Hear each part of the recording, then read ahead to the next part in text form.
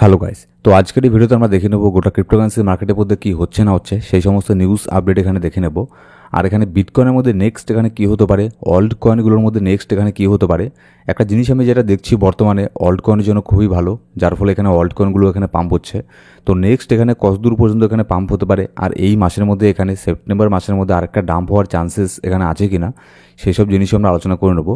আর গতকালকের আগের দিন সিপিআই ডেটা রিলিজ হয়েছিল মার্কেটের মধ্যে, তো সেদিন আমি কোনো ভিডিও দিতে পারিনি। কিন্তু অবশ্যই এখানে দেখুন মার্কেটের মধ্যে আমি যদিও বা ভিডিও মেক করতে না পারি, কিন্তু টেলিগ্রাম গ্রুপের মধ্যে ইনস্ট্যান্টলি আপনি আপডেটগুলো দিয়ে থাকি যে কী হচ্ছে না হচ্ছে মার্কেটে।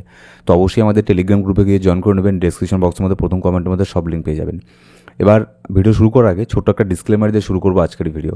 এবার এখানে দেখুন সবার প্রথমে যদি আমরা দেখি মার্কেটের সেন্টিমেন্ট মোটামুটি এখানে আপনার আবারও কিন্তু গ্রিডের দিকে যাচ্ছে, কারণ মার্কেটের মধ্যে তেমন কোনো এখানে ডাম্প এখানে হচ্ছে না। মার্কেট এখানে ধীরে ধীরে আবারও কিন্তু রিকভার এখানে করছে। যদিও আমরা যদি ইউএসের মার্কেট দেখি, আজকে তো ইউএসের মার্কেট এখানে বন্ধ থাকবে, কালকেও বন্ধ থাকবে। তো এই 2 দিন মার্কেটের মধ্যে উইকেন্ড এখানে থাকবে, যার ফলে ইউএসের মার্কেট বন্ধ থাকবে। তো যার ফলে কিন্তু আপনার বড় ধরনের কোনো বাইং প্রেশার মার্কেটের মধ্যে আসবে না। এবার লাস্ট দিন এর আগের আপনার ইউএস মার্কেট বন্ধ হওয়ার আগের দিন যেদিন আপনার খোলা ছিল, সেদিন মোটামুটি খুব একটা বেশি না, ছোটোখাটো একটা ডাম্প এখানে হয়েছিল বন্ধ হওয়ার এখানে মার্কেট ক্লোজ হওয়ার এখানে আগে। তো যার ফলে ইউএসের মার্কেট একটুখানি এখানে নেগেটিভ দিকে গেছে, কারণ হচ্ছে সিবিআই ডেটাও কিন্তু এর একটা কারণ। তো সিবিআই ডেটার মধ্যে কি হয়েছে না হয়েছে, আর সিবিআই ডেটার উপরে ইম্প্যাক্ট করে এখানে আপনার নেক্সট এখানে ফেডের রেট কার্ড এখানে যে হবে, এই দুটোর মধ্যে কী সম্পর্ক আছে সেটাও আমরা দেখে নেবো একটু পরে। এবার যদি অল ওভার এখানে সব ক্রিপ্টো কয়েনগুলোকে দেখি, মোটামুটি কিন্তু ভালো পরিমাণে 5%, 10%, 15% এরকম পর্যন্ত এখানে পাম্প হচ্ছে সব কয়েনই। প্রায় সব কয়েনই বলতে গেলে 3%, 5% মানে একটু তো হলেও এখানে আপনার পাম্প হচ্ছে। আর কিছু কিছু কয়েন তো 10%, 20% পর্যন্ত এখানে আপনার পাম্প হয়েছে।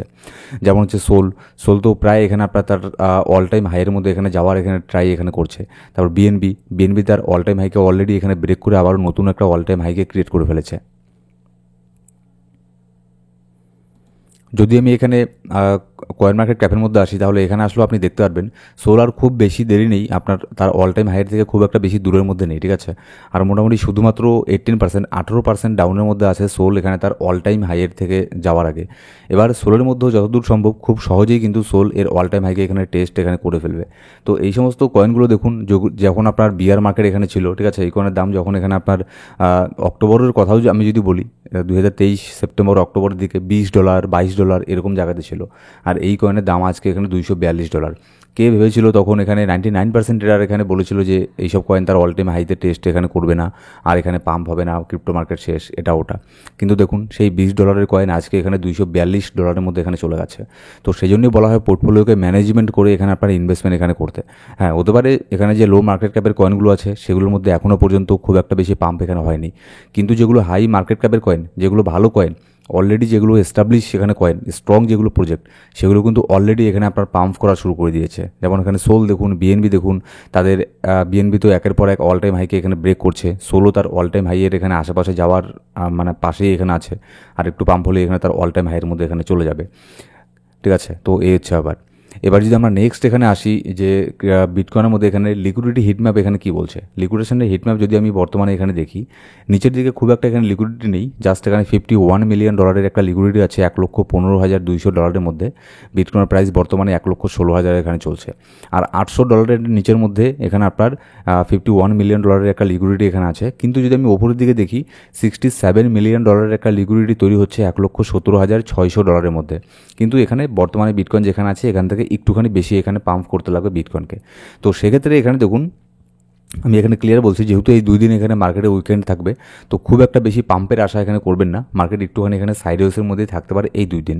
এই 2 দিন এখানে সাইডওয়েসে থাকবে, কিংবা হালকা পাতলা এখানে পাম্প করবে। তারপরে এখানে আপনার আবারও যখন উইকেন্ড শেষ হয়ে যাবে, ইউএসের মার্কেটও ওপেন হবে নেক্সট এখানে আপনার মানডে, তখন এখানে মার্কেটের মধ্যে ভালো পরিমাণে একটা মুভ এখানে আসতে পারে। আর তার আগে একটা জিনিস এখানে হতে পারে যে অল্ট কয়েনগুলোর মধ্যে ভালো এখানে পাম্প এখানে হতে পারে। অলরেডি অল্ট কয়েনগুলো এখানে ভালো পাম্প হচ্ছে। আর কেন আমি এটা বলছি যে উইকেন্ডের মধ্যেও অল্ট কয়েন পাম্প হতে পারে, সেটা আমি আপনাদের সাথে একটু পরে এখানে শেয়ার করছি। এবার এখানে দেখুন গতকালও কিন্তু মোটামুটি ভালো পরিমাণে একটা বাইং প্রেশার এখানে আমরা দেখতে পেরেছি ইটিএফের তরফ থেকেও। যদি আমি ইটিএফের এখানে ডেটা এখানে বের করি 12 সেপ্টেম্বর, এখানে গতকালকে মোটামুটি ভালো পরিমাণে ইটিএফ এখানে বাই করেছে। এই সপ্তাহের মধ্যে সবথেকে বড় একটা সেকেন্ড বাই গতকালকে তারা ইটিএফের মধ্যে এখানে হয়েছে। তো এটা হচ্ছে দেখুন, যখন এখানে ইটিএফ এখানে সেল করেছিল, জাস্ট এখানে 2-3 দিন সেল করেছিল, তাতে এখানে অনেকেই এখানে প্যানিক হয়ে গিয়েছিল।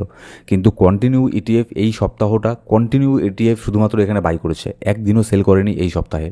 ঠিক আছে, তো দেখা যাক আবার মানডেতে তারা এখানে কি করে।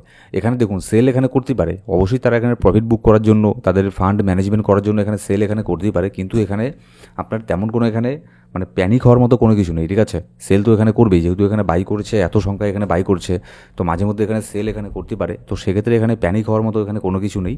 এখানে সেল করলেও এখানে প্যানিক এখানে করবেন না, কিন্তু তারা ওভারঅল দেখবেন যে তারা এখানে ওভারঅল এখানে সেল করছে না বাই করছে। তারা কিন্তু সেল করছে একদিন, কিন্তু বাই করছে এখানে 10 দিন। এই জিনিসটা আপনাদেরকে লক্ষ্য রাখতে লাগবে। আর তার সাথে শুধু এখানে ইটিএফ না, এখানে দেখুন ফিডেলিটি জাস্ট বট মোটামুটি বিটকয়েনকে এখানে বাই করেছে $315 মিলিয়ন এখানে বিটকয়েনকে বাই করেছে।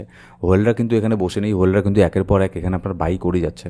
তারপর যদি এখানে দেখি BlackRock and Fidelity just bought এখানে আবার হিউজ পরিমাণে $313 মিলিয়ন ইথেরিয়ামকে এখানে বাই করেছে। ঠিক আছে, আপনাদের আমি এর আগেও বলেছি, আবারও বলছি যে বিটকয়েন অলরেডি এখানে অনেকটা পাম্প হয়ে গেছে, এবার কিন্তু নেক্সট এখানে আপনার ইথেরিয়ামের পালা। এবার নেক্সট যদি আমরা এখানে আসি যে মান্থলি ক্যান্ডেলের মধ্যে আসি, বিটকয়েনের মধ্যে সেপ্টেম্বর মাসের মধ্যে অলরেডি এখানে পজিটিভ রিটার্ন এখানে দিচ্ছে, কিন্তু এই সেপ্টেম্বর মাসের মধ্যে এখানে আছে আপনার ফেডের রেট কাট।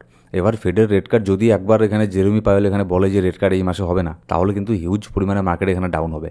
আর যেটা আমরা এর আগে হিস্ট্রিতে এখানে দেখে এসেছি যে সেপ্টেম্বর মাসের মধ্যে বেশিরভাগ সময় মার্কেট এখানে ডাউন থাকে, সেই জিনিসটা কিন্তু আবারও এখানে রিপিট এখানে হতে পারে। তো যতদিন না এখানে ফেডের তরফ থেকে রেট কাটের রেজাল্ট এখানে বের হয়ে আসছে, ততদিন পর্যন্ত আমি এখানে ডাউট এখানে করেই যাবো যে রেট কাট হবে কি হবে না। কারণ এখানে বলা হচ্ছে যে রেট কাট এখানে হবে, 97% এখানে চান্স আছে যে রেট কাট এখানে হওয়ার, কিন্তু 3% এখানে চান্স তো আছে যে রেট কাট না হওয়ার। তো সেই চান্সটাও আমাদেরকে এখানে মিস করা যাবে না, সেটাও আমাদেরকে কিন্তু নজরে রাখতে লাগবে।